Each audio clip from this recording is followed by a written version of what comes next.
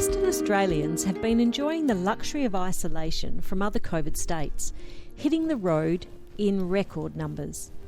But for me, it's never just your everyday drive in the country. I'm Chris Kerr. I'm an advocate, a radio broadcaster and producer with the ABC in Geraldton. I'm just wondering, do you have any wheelchair accessible accommodation? As a wheelchair user, finding suitable accommodation and accessible toilets are always foremost on my mind when I travel.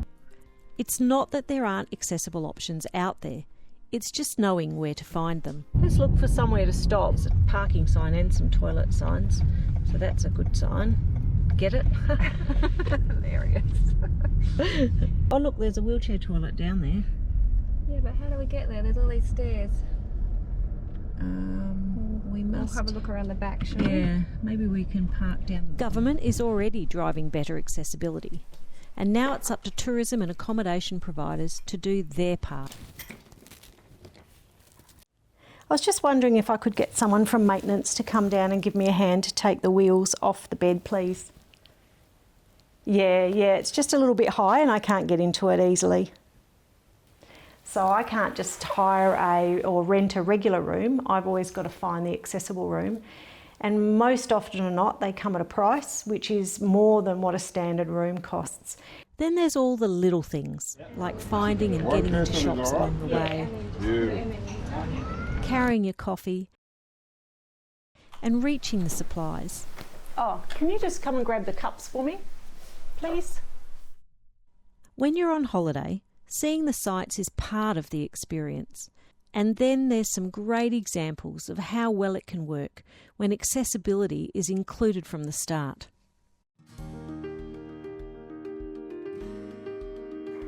How nice is this? It's just those small design considerations that make all the difference.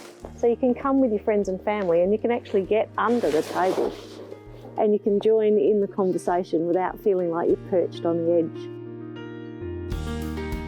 And for me, I've been coming around this area on and off for 30 years and used to have to wait in the hotel and read a book while my family and friends came out here and got to see this magnificent part of the world. Or else I'd wait in the car because the pathways weren't accessible and it was too steep and hilly. So it's just opened up a whole new way of seeing the world that's on our doorstep, and for many people with disabilities it's something they get denied, especially in the outdoors.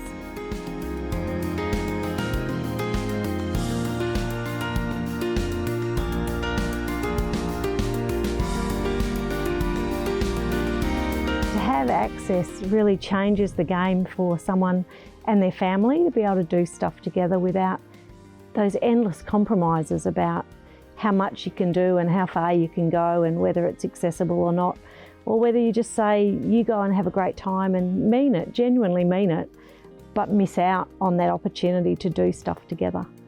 It sucks. It's not a good feeling to know that people have to do those kind of compromises because of you, but you can't dwell on it because otherwise you don't do anything, because there's a lot of the world that isn't accessible. The world wasn't built flat.